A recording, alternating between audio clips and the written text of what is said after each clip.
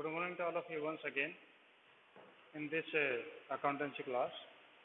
Yes, today we will start the new topic, new chapter, that is chapter number 11, Books of Original Entry Cash Book. Yesterday we finished the chapter GST. तो GST हम खत्म कर चुके थे और मैं इस मान के चलता हूँ कि आप उसका होमवर्क साथ साथ में करते रहेंगे। कि इसमें जो आपका ध्रुव जांगड़ा है वो तो मेरे को लगभग रोज काम भेजता है रोज करके, बाकी बच्चों में काम काफ़ी कम आ रहे हैं। तो अचानक आपको प्रेशर आएगा काम का, इससे भला ये है कि आप साथ साथ में काम करते रहें और मेरे को काम ही भेजते रहें टाइम पे, ठीक है। और सेकंडली आके एक इन्फॉर्मेशन और मैं दे दूँ, लास्ट में दे दूँगा इन्फॉर्मेशन कि जिन बच्चों ने अभी तक प्रोस्पेक्टस लेके अपना जो एडमिशन कंफर्म नहीं करवाया है तो वो एडमिशन कंफर्म करवा दें, क्योंकि 31 अगस्त के बाद में कहीं पर भी एडमिशन नहीं मिलेगा, not in CBSE board, not in Haryana board, ठीक है। तो इसलिए आप अगर एडमिशन करवा देंगे तो ठीक है, वरना फिर आपका साल बेकार जाएगा। फिर आप ये मत कहना कि सर हम तो फीस भर चुके थे, उस फीस का कुछ भी नहीं होगा जब तक कि आपको एडमिशन नंबर नहीं मिलता है। एक आपको एडमिशन नंबर मिलता है 5 डिजिट्स का, वो 5 डिजिट्स का नंबर जो है आपको मिलेगा, तभी आपका एडमिशन कंफर्म माना जाएगा, अदरवाइज तो आपका एडमिशन कंफर्म नहीं है। और 31 अगस्त के बाद में फिर आपको कहीं पर भी एडमिशन नहीं मिलेगा। अगर आपने नहीं करवा तो आप भी करवा दीजिए, और अपने साथी हैं जो आपके स्कूल के हैं, चाहे वो किसी स्कूल में पढ़ते हों, उनको बता देना कि सभी स्कूलों की लास्ट डेट 31 अगस्त है। वो अपने स्कूल में एडमिशन लें तो वेल एंड गुड, नहीं और कहीं लेते हैं तो भी 31 अगस्त तक ले लें, बाद में फिर उनको एडमिशन कहीं नहीं मिलेगा, ठीक है जी। तो ये आपके लिए सूचना थी। और फीस जो रेगुलर भरते रहें, जितने आप महीने हो चुके उनकी फीस आप रेगुलरली भरते रहें। हाँ जी, तो आज हम जो चैप्टर करेंगे डिस्कस है, दैट इज चैप्टर नंबर 11। आपका चैप्टर नंबर 11 है, दैट इज कैश बुक। आपका मेन जो सब्सिडरी बुक है वो कैश बुक हम यहाँ पर इस चैप्टर में डिस्कस करेंगे। तो ये हम पहले भी कर चुके हैं, शायद हम 2 बार कर चुके हैं इसको, अब ये 3rd टाइम है, ठीक है। तो यूँ स्टूडेंट्स के लिए करवा रहा हूँ मैं दोबारा से जो नए आए हैं। तो ये टॉपिक है, समझ में बड़े आराम से आ जाएगा। पीछे वाला टॉपिक उससे कोई ज़्यादा लेना देना नहीं इस टॉपिक का, ठीक है। तो आप ज़रा ध्यान देंगे तो ये आपका हो जाएगा। और मैं कोशिश करूँगा कि पीछे वाला टॉपिक भी मैं दोबारा से आपको करवा दूँ, क्योंकि 31 अगस्त के बाद में आपका कोई एडमिशन नया नहीं होगा। तो फिर आपके जितने स्टूडेंट आ गए वो आ गए, तो उसके बाद हम जो है टॉपिक करवाते हैं तो उनको वो हम ये मान के चलते हैं कि फाइनल हो जाएंगे, ठीक है। आज लर्निंग ऑब्जेक्टिव इस चैप्टर में क्या क्या पढ़ेंगे, स्पेशल पर्पस सब्सिडरी बुक हम इसमें टॉपिक से पढ़ेंगे।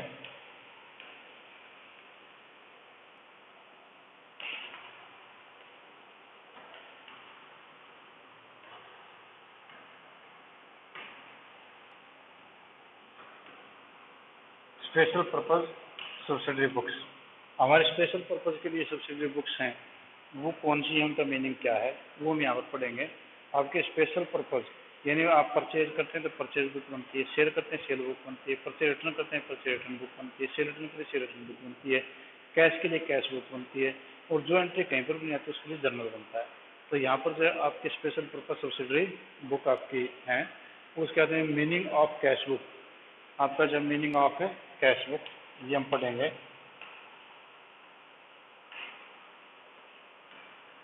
Meaning of cash book, cash book का मीनिंग क्या है वो भी चैप्टर में पढ़ेंगे। उसके बाद में आपका है distinction between cash account and cash book, यानी डिफरेंस भी बोलते हैं, difference between cash book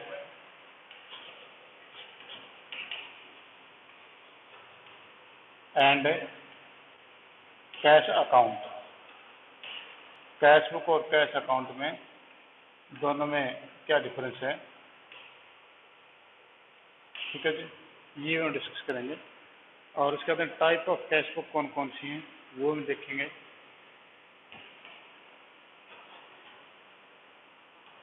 types of cash book ये हम जो इस पर डिस्कस करेंगे। तो टाइप ऑफ कैश बुक आपकी जो मेनली 3 प्रकार की आपकी होती हैं, आपके जो सिलेबस में है वैसे तो 4 प्रकार की हैं। तो आपकी पहली है सिंगल कॉलम कैश बुक,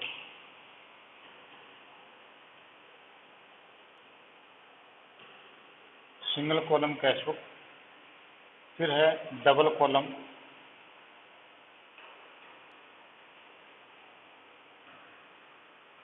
और एक आपका पेटी कैश बुक। ठीक है जी, 3 टाइप की आपकी कैश बुक हैं। We will make the discussion. Recording of entry in cash book, 5वां है recording of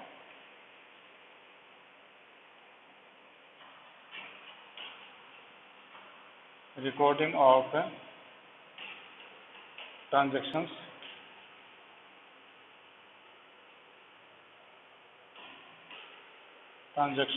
in cash book. Cash book में जो है ट्रांजैक्शंस को हम रिपोर्ट कैसे करेंगे, तो ये पॉइंट्स आपके पास में डिस्कशन के लिए आपके पास में है। तो आपका सबसे पहले देखो कि ये कह रहा है कि special subsidy books and their advantages हम बात करें। स्पेशल सब्सिडी बुक्स का मतलब क्या है कि स्पेशल सब्सिडी बुक्स में से the books were which are prepared for the special purposes of the business. क्योंकि मैंने अभी थोड़ी देर पहले आपको बताया था कि बिजनेस के पास में जो है परचेज का काम भी होता है, सेल का काम भी होता है। तो इतनी सारी परचेज होती हैं कि वन टाइम में जो आप जर्नल के अंदर है उनको लिखना बड़ा मुश्किल काम होता है। तो हम एक बार में जर्नल को नहीं लिख सकते क्योंकि इतना ज़्यादा काम होता है। फिर इसी प्रकार सेल है, सेल में काफ़ी बड़ी बिजनेस हैं तो उनमें काफ़ी ज़्यादा दिक्कत होती है। तो अगर आपका साइज जब बिजनेस का छोटा है तो वो आपकी एक जो ओरिजिनल एंट्री की बुक का जर्नल है जो हम पहले करके आए हैं उसके अंदर हम उनकी एंट्री कर लेते हैं। और अगर आपके बिजनेस का साइज जो काफ़ी बड़ा है तो फिर हम स्पेशल नंबर ऑफ बुक्स होती हैं उनके अंदर हम उनकी एंट्री करते हैं। उनको स्पेशल जर्नल भी बोलते हैं, स्पेशल जर्नल या सोसाइटी बुक भी बोलते हैं। उनमें आपको जो है डे बुक के नाम से या स्पेशल पर्पज की बुक के नाम से या सोसाइटी बुक के नाम से या बुक्स ऑफ ओरिजिनल एंट्री के नाम से कई नामों से उनको बोल सकते हैं। कौन कौन से नाम होंगे? स्पेशल जर्नल, स्पेशल जर्नल्स यानी परचेज बुक एक आपका जर्नल है बट दैट इज स्पेशल। ठीक है, स्पेशल जर्नल हो गया आपका जो है डे बुक हो गया, या हम इसको स्पेशल पर्पज बोलते हैं, स्पेशल पर्पज की बुक बोलते हैं, या हम इनको सब्सिडी भी बोलते हैं, या हम इनको बुक्स ऑफ ओरिजिनल एंट्री भी बोलते हैं। ठीक है जी। तो ये जो है अलग अलग जगह पे अलग अलग अगर आप बिजनेस बढ़ाए तो उसकी एंट्रीज करने के लिए काम में आती है। तो इसमें पहले आपकी कैश बुक है। ठीक है, तो आपकी कैश बुक है अभी ये तो हम डिस्कस करेंगे ही, तो उनके नाम जो है हम इसमें एक बार लिख लेते हैं ताकि आपको आगे भी याद हो जाए कि आपके सब्सिडी बुक कौन कौन सी है। ठीक है, तो special purposes books, subsidy books वो कौन कौन सी हैं हम उनके नाम एक बार लिख लेते हैं, साथ साथ में यूसेज भी उनका कर लेते हैं। पहला आपके पास है जी cash book. Cash book, cash book is that book in which all the cash transactions are recorded. जो सभी भी के सभी जो कैश के ट्रांजेक्शंस हैं वो हम इसमें रिकॉर्ड करते हैं। तो ये आपके कहलाती है कैश बुक। ठीक है जी, इसमें चाहे जितने भी रिसीट्स हैं, चाहे आपके पेमेंट हैं, चाहे वो बैंक से रिलेटेड हैं, चाहे कैश से रिलेटेड है। दूसरा purchase book.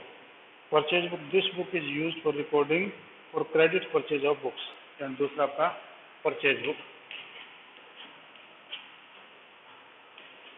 Purchase book.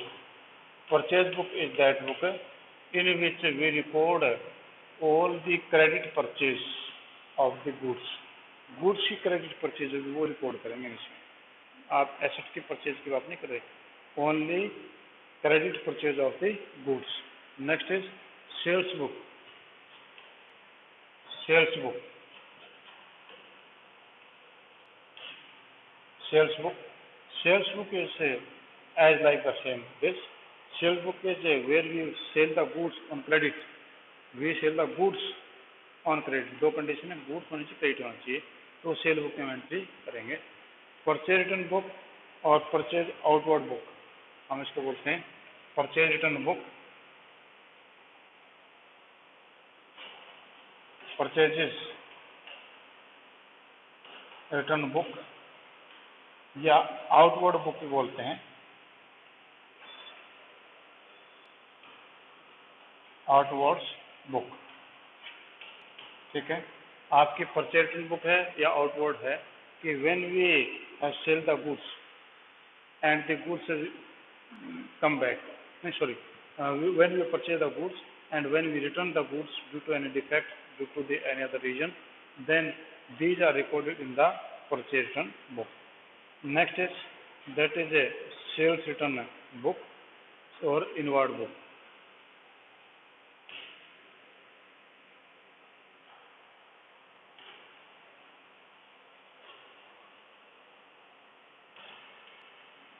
Sales return book और inward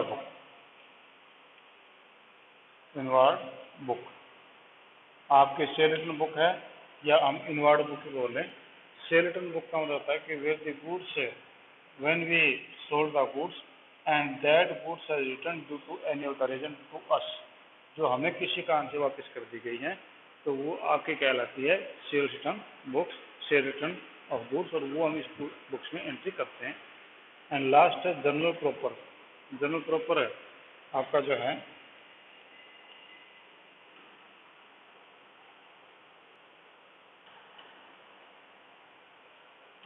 general proper means any transaction which is not recorded in above 5 books, the remaining will be entered in this general proper. वो आपके general proper के अंदर उसकी entry की जाती है। तो आपके यहाँ पर इस प्रकार के 6 आपके सब्सिडी बुक हैं। वैसे तो ये 8 होती हैं और आपके सिलेबस में केवल ये 6 बुक्स हैं और कोई बुक्स आपका BR बुक और BP बुक आपके इसमें नहीं है। ठीक है, तो ये आपके थे name of books. Advantage of special purposes और सब्सिडी बुक, या एडवांटेज कौन कौन से हैं अब वो डिस्कस करते हैं। ये बुक्स हैं अलग अलग क्यों बनाई गई, इनके फायदे क्या हैं, तो हम देखते हैं कि what are the advantage of subsidiary books.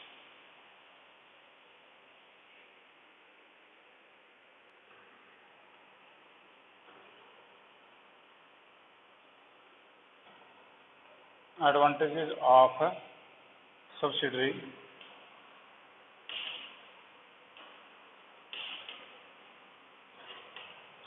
Books. आपके जो सब्सिडरी बुक्स हैं उनके एडवांटेज कौन कौन से हैं हम वो देखें। तो सबसे पहला एडवांटेज है division of work according to ability. Division of work का मतलब काम को बांट देना। ठीक है, division of work according to ability. Ability का ना आदमी के काम करने की क्षमता। तो पहला फायदा तो ये है कि division of work, division of work according to ability. जो आदमी जैसा काम कर सकता है उसी प्रकार से उस काम का जो विभाजन कर देते हैं, तो ये आपका कहता है division of work. Since there is 8 subsidiary book, और ऊपर देखते हैं 6 बोला था, अभी 8 बोल दिए इसमें। 2 बुक्स आपकी इसके सिलेबस में नहीं, वो नहीं बताई इसमें। वो आपकी है BR बुक और BP बुक, जो मैंने आपको पहले बताया था कि since there are 8 subsidiary books in place of 1 journal, according to the work can be divided among the different persons according to their ability. Also, as the different person will be now to do the accounting work on different books at the same time, the work will be completed in very short time। कि आपके जो 8 प्रकार के subsidy books हैं और उनमें सभी लोगों को काम डिवाइड कर देते हैं, उनको डिवीजन कर देते हैं वर्क का। And all the books are prepared once simultaneously, एक साथ में सब बुक्स प्रिपेयर होती हैं। तो नेचुरली जो आदमी एक आदमी काम करता है वो 8 आदमियों का काम बट गया, तो वो 8 आदमी उस काम को जल्दी कर पाएंगे। नेक्स्ट है increase in efficiency. Second is increase in efficiency. Increase in efficiency, आपकी जो एफिशिएंसी है वो भी इससे बढ़ जाती है, क्योंकि आपका जो पर्सन एक काम में लगा होता है, ठीक है, और उस काम में वो इतना परफेक्ट हो जाता है कि अब वो काम आंखें बंद कर देगा तो भी सही करेगा। तो उससे उसकी कार्य क्षमता जो वो बढ़ जाती है और उसकी एक्यूरेसी बढ़ जाती है। Next easiness in posting. Third is easiness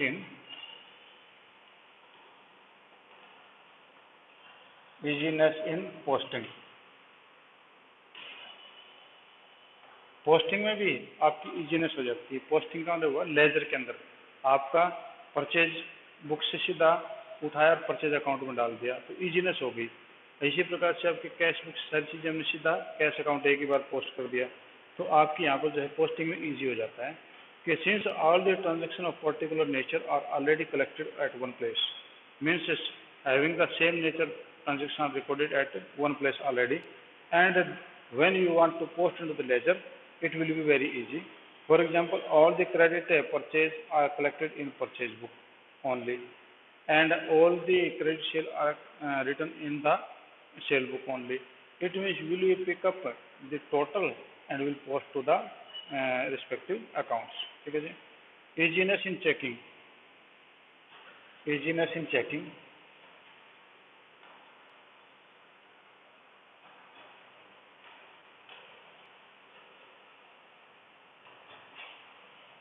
easiness in checking, checking करने में भी आपका जो काफ़ी इजी रहती है। In case the trial balance does not agree, अगर आप ट्रायल बैलेंस बनाते हैं आगे जो मैंने बताया भी था आपको कि existence of separate book helps in detecting the error quickly, आपका जो एरर है उनका डिटेक्शन क्विकली हो जाता है क्योंकि आपके अलग अलग बुक्स हैं and every person know everything about his और हर बुक, तो वो आराम से उसको फाइंड आउट कर सकता है। Protection from fraud, next is protection from fraud,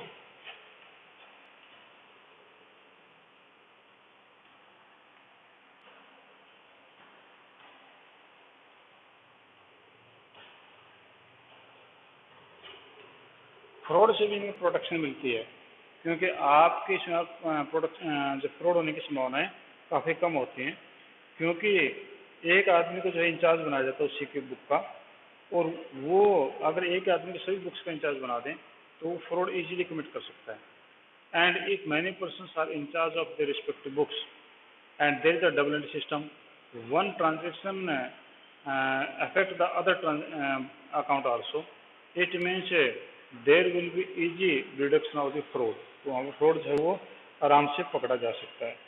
full information at one place, next is full information,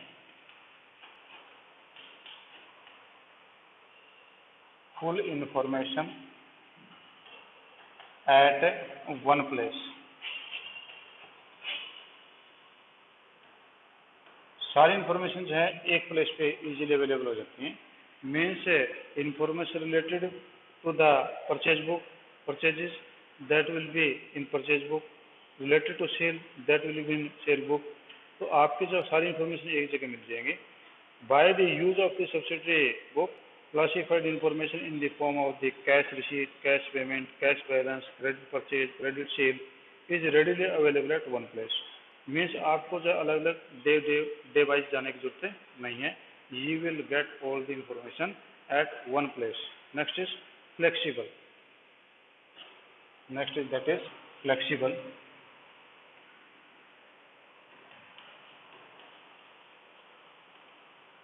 Flexible. Flexible का मतलब होता है लोचशील, लोचशील का मतलब इट कैन बी चेंज, ठीक है। तो ये कहता है कि it is not necessary to for every business to use all the 8 books, कोई जरूरी नहीं कि सारे के सारे बिजनेस है वो सभी 8 सब्सिडरी बुक्स को यूज करें, ऐसा कुछ भी नहीं है। अगर उनको लगे कि हमें यूज करना है तो दे कैन यूज, और उनको लगे कि देर इज नो नीड तो वहाँ पर कोई जरूरत इसकी नहीं है। तो यहाँ पर जो आपकी फ्लेक्सिबिलिटी है in small business houses, only cash book and some purchase book or sale book is used and other books are not used, तो flexible है, कम या ज़्यादा किया जा सकता है। नेक्स्ट है fixation of responsibility, fixation of responsibility,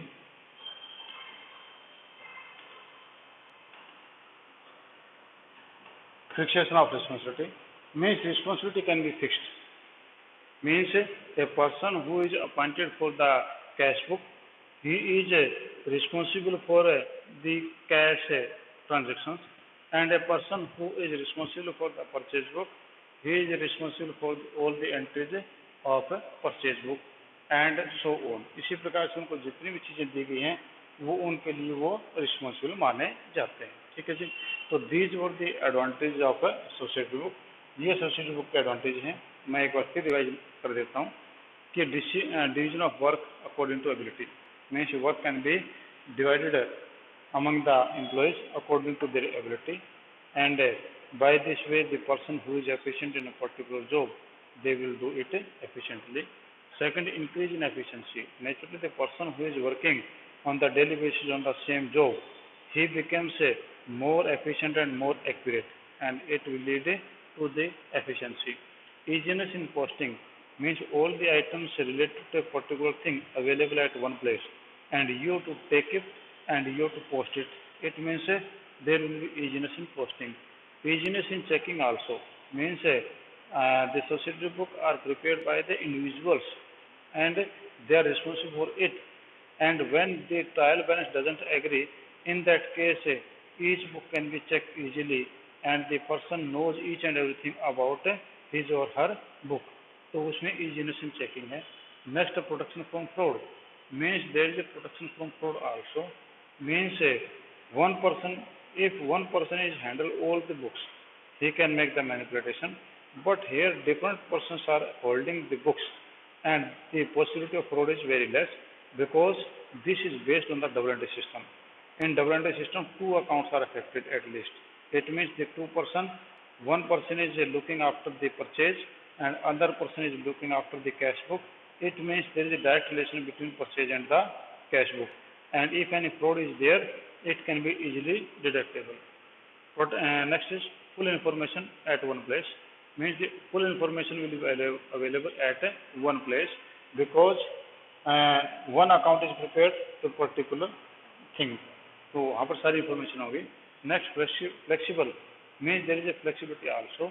There is no need of any more books to require to prepare if business doesn't think so. अगर बिजनेस को लगता है कि मुझे 2 बुक्स की जरूरत 2 मेंटेन कर ले, अगर लगता है कि 8 बुक्स की जरूरत तो वो 8 मेंटेन कर ले, तो कोई दिक्कत उसमें नहीं है. नेक्स्ट है fixation of responsibility. Means the responsibility also can be fixed there, because in this system all the things, all the persons who are appointed, they have their responsibility to prepare the books, और वो books को prepare अगर रखते हैं तो उन लोगों की कोई दिक्कत नहीं होती, उनकी जिम्मेवारी उनको फिक्स हो जाती है. ठीक है, तो ये आपके पास में 8 टाइप की आपकी जो है इसमें थी एडवांटेजेस. नेक्स्ट हम करते हैं जी कैश बुक, जो हमारा टॉपिक है कि कैश बुक एक्चुअली है क्या. ठीक है, तो हम इसको डिस्कस करते हैं. Any point you want to ask? कोई भी पॉइंट अगर इसमें आप पूछना चाहते हैं तो आप मेरे से पूछ सकते हैं, नहीं तो फिर मैं आगे मूव करता हूँ.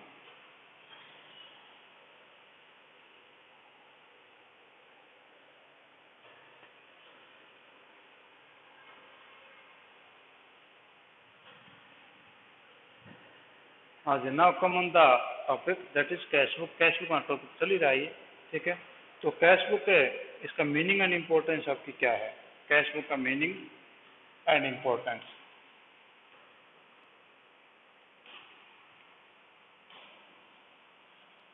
Meaning and importance.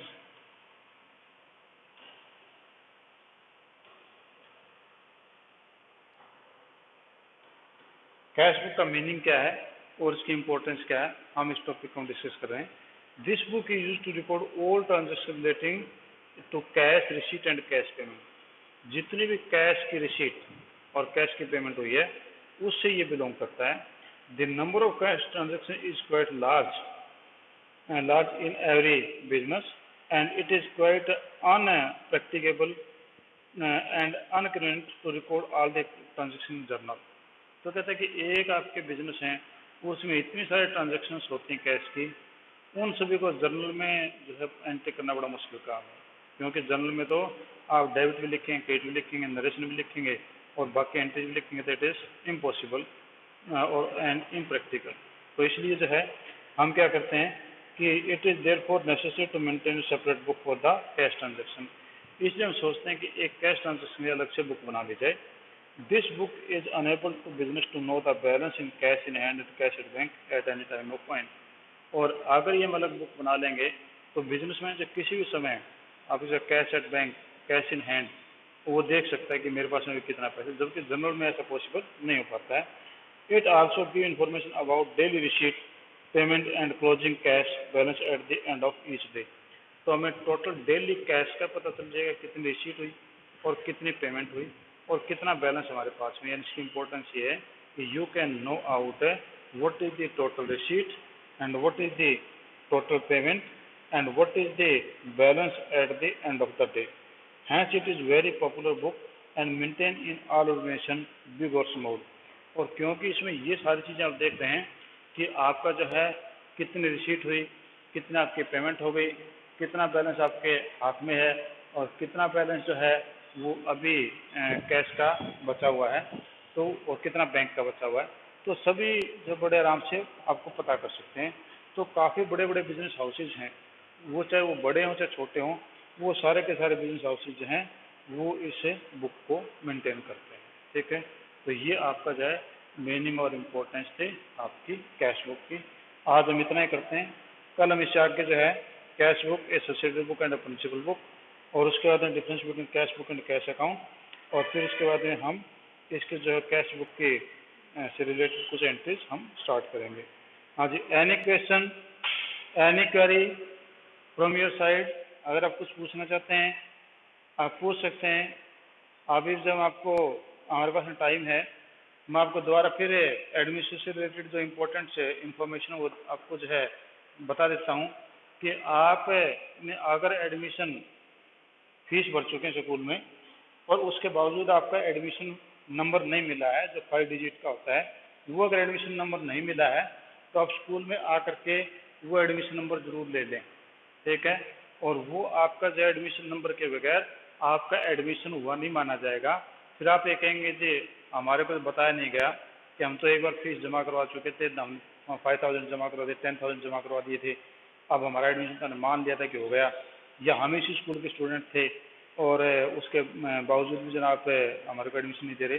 तो मैं आपको बता दूं कि 31 अगस्त जो लास्ट डेट है सीबीएसई बोर्ड में भी और दूसरे बोर्ड्स में भी, आज 31 अगस्त के बाद में किसी पेरेंट्स ने अगर बच्चे का एडमिशन नहीं करवाया तो वो बच्चे का एडमिशन जो बाद में नहीं हो पाएगा और उससे बच्चे को साल खराब हो जाएगी। तो इसलिए अगर आपने एडमिशन नहीं लिया है तो आप भी ले लीजिए।